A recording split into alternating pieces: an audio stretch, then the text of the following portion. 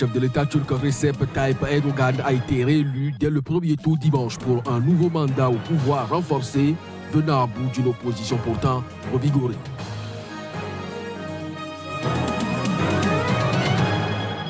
En fin de semaine, l'ambassade du Bénin à Paris a été le théâtre d'un sit-in organisé par les Béninois de la diaspora. Ceux-ci ont donné de la voix pour exiger de Patrice Talon plus de démocratie, de justice et de gouvernance exemplaire. Les Lions de la Teranga ont fait ce dimanche match nul contre le Japon, comptant pour leur deuxième sortie dans le groupe H de la Coupe du Monde. Les fans sénégalais se disent déçus même si le pays a encore une chance. C'était là le sommaire du journal. Mesdames, Messieurs, bonjour et bienvenue. Vous allez le voir donc en image. Le chef de l'État turc Recep Tayyip Erdogan a été réélu dès le premier tour dimanche pour un nouveau mandat au pouvoir renforcé, venant donc à bout d'une opposition pourtant revigorée lors d'élections présidentielles et législatives âprement disputées. D'après l'agence de presse d'État Anadolu, Erdogan est arrivé en tête de la présidentielle avec un score de 52,5% après dépouillement de plus de 99% des urnes, et l'alliance dominée par l'AKP menait donc avec 53,61% dans le volet législatif de ce scrutin. C'est une élection ou une réélection, si vous le voulez bien, sur laquelle nous allons revenir tout au long de la journée dans nos éditions. Au Zimbabwe, le président Emmerson Mnangagwa a échappé belle samedi à un probable attentat à la bombe. L'attaque a visé une réunion de campagne à laquelle il participait à Bulawayo. 15 personnes ont été blessées dans le cadre de cette attaque. Reportage.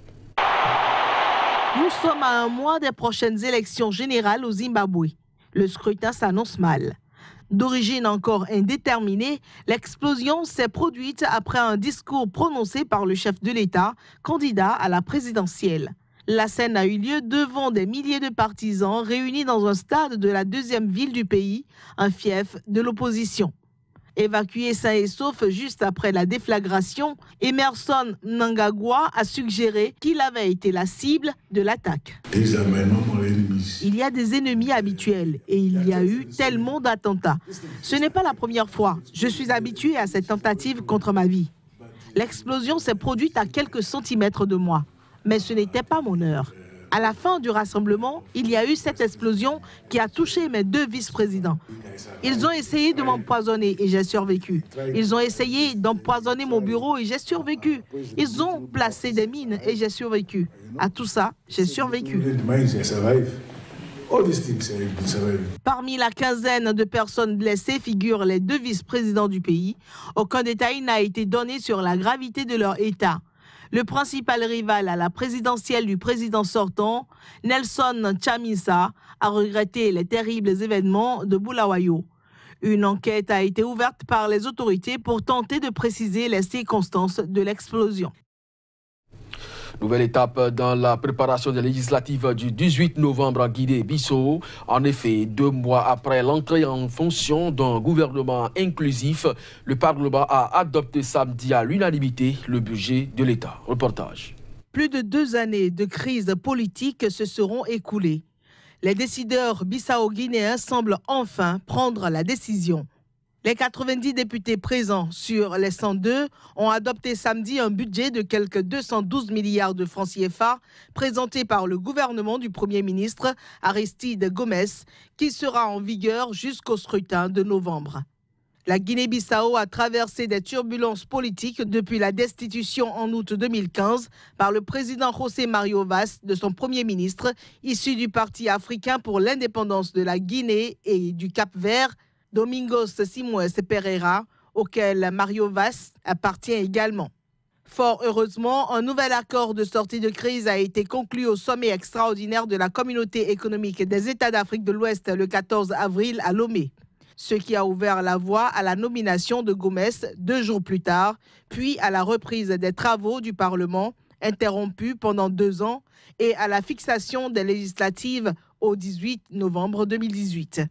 Le gouvernement a 2 instruments, un programme et un budget voté lui permettant de remplir sa mission, en l'occurrence organiser les législatives. La prochaine élection présidentielle est prévue en 2019. En fin de semaine dernière, l'ambassade du Bénin à Paris, la capitale française, a été le théâtre d'un sit-in organisé par les Béninois de la diaspora. Ceux-ci ont donné de la voix pour exiger de l'actuel locataire de la Marina, Patrice Talon, plus de démocratie, de justice et une gouvernance exemplaire. Plus de précisions avec Olivier Dossou, il était le porte-parole des manifestants. Nous sommes ici pour dire non à la privatisation et à la destruction de l'État béninois. Et surtout à l'instauration d'une dictature. Ce temps est révolu au Bénin. Considérant que depuis le 6 avril 2016, Patrice Athanase Guillaume Talon a prêté serment comme président de la République du Bénin et qu'à ce titre, il n'a cessé de violer et de faire violer la constitution béninoise dont il est censé être le principal garant. À ce jour, son gouvernement compte et détient le triste record de violation de la constitution béninoise. Et la récente promotion au poste de président de la Cour constitutionnelle béninoise de Joseph Djorbenou est un signe inquiétant pour l'état de droit et la démocratie. Considérant que depuis janvier 2017, des milliers de familles béninoises ont vu leurs baraques et autres auvents violemment détruits, sans mesures financières d'accompagnement. Jamais de mémoire de Béninois. Nous n'avions connu une telle politique de censure des médias, d'inquisition fiscale. Les médias au Bénin sont traqués à coups d'impôts et de taxes fantaisistes. Pendant ce temps, le chef de l'État renfloue ses sociétés à coups de milliards. Quelle honte et quel scandale! En Côte d'Ivoire, comme annoncé par le Premier ministre, les opérations de déguerpissement ont débuté samedi dans la capitale économique du pays.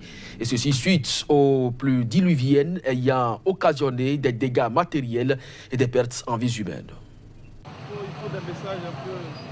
Chaque année, de mai à juillet, Abidjan connaît des précipitations diluviennes.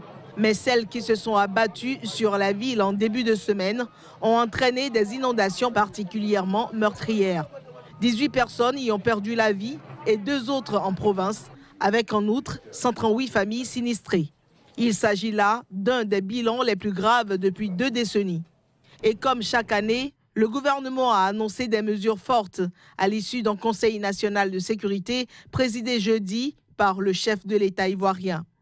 La destruction immédiate des constructions réalisées dans les bassins d'orage et sur les ouvrages de drainage de l'assainissement et le déguerpissement de toutes les personnes vivant dans les zones à risque.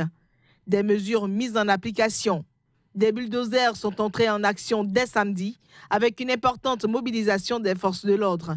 Les riverains ont été prévenus la veille seulement de l'opération, selon plusieurs témoins qui déplorent qu'aucun dédommagement n'est prévu pour les expulser. La mairie de Cocody assure que les personnes expulsées de leur logement par l'opération Coup de poing de samedi seront hébergées dans des écoles jusqu'à la fin de la saison des pluies. La scène des pluies torrentielles suivie d'inondations dévastatrices est récurrente à Abidjan. Les constructions dans des zones inondables, souvent habitées par des pauvres, sont légion dans cette métropole d'Afrique de l'Ouest. Et c'est sur cette information que nous refermons l'actualité. On retrouve donc une autre actualité, beaucoup plus le sport.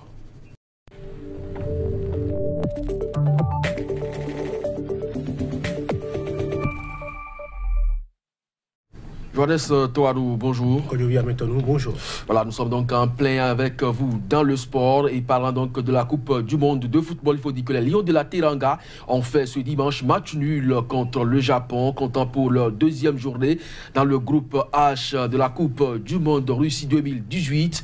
Le match a été suivi par les Sénégalais qui sont venus donc nombreux à la fan zone pour suivre donc cette rencontre. Au coup sifflet final de l'arbitre, le score était de 2 buts partout. C'est une prestation qui compromet du moins les chances de cette sélection car la dernière sortie des Lions de la Teranga, ce sera donc face à la Colombie qui s'est relancée dans ce groupe. Johannes Toadou, les autres rencontres du week-end, en tout cas depuis le vendredi jusqu'à ce dimanche, il y a eu beaucoup de matchs qui ont été joués. Quels sont les résultats? Tout à fait. Le Brésil en ouverture vendredi était opposé au Costa Rica. Coutinho et Neymar ont marqué. Neymar qui a fini le match en larmes. Cela crée une certaine psychose au Brésil notamment. Le Nigeria a dominé l'Islande 2-0, doublé de Ahmed Moussa, dont le premier est un but somptueux, probablement l'un des tout meilleurs de cette phase finale de Coupe du Monde. Serbie 1, Suisse 2, but de Granit Xhaka et Sherdan Shaqiri. Samedi, en ouverture, Belgique-Tunisie, 5-2. La Tunisie est donc officiellement de retour en Afrique après son troisième match qui sera sincèrement anecdotique.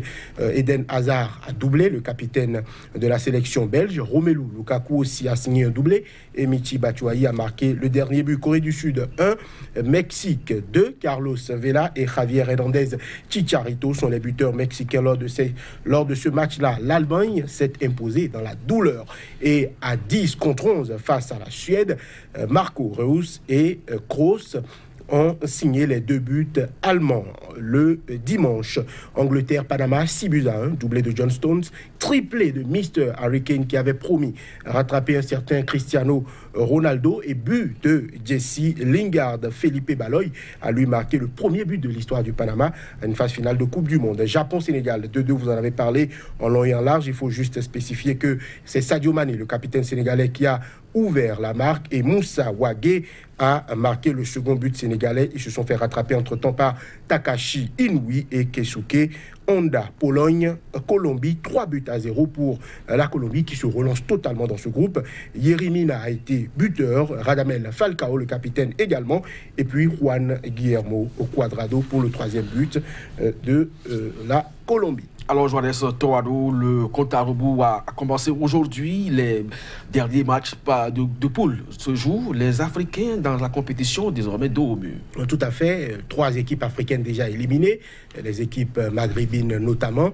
Il reste 2 équipes, le Nigeria et le Sénégal. Ils ont encore leur destin entre leurs pieds. Mais il faudra assurer, c'est-à-dire battre l'Argentine pour le Nigeria et battre la Colombie, pour le Sénégal. Ce sera impossible. Tout sauf une partie de plaisir. Rien n'est impossible en football, nous le savons très bien. Mais il faudra être sérieux, discipliné, parce que pour le Sénégal, il faut forcément prendre au moins un point pour éviter les calculs d'épicier. Mais pour le Nigeria, on est carrément condamné à battre l'Argentine et à renvoyer l'Argentine à la maison, ce qui sera une autre paire de manches. Alors que Messi ne voudra pas rentrer sans un seul but. Alors je vais laisser rapidement les matchs de la journée. Tout à fait. Arabie Saoudite, Égypte en ouverture, Uruguay, Russie ensuite. Et puis les 2 matchs se joueront aux mêmes heures. Il faut préciser, dernier match de poule donc. Espagne, Maroc à 19h et Iran, Portugal à la même heure également en clôture de journée.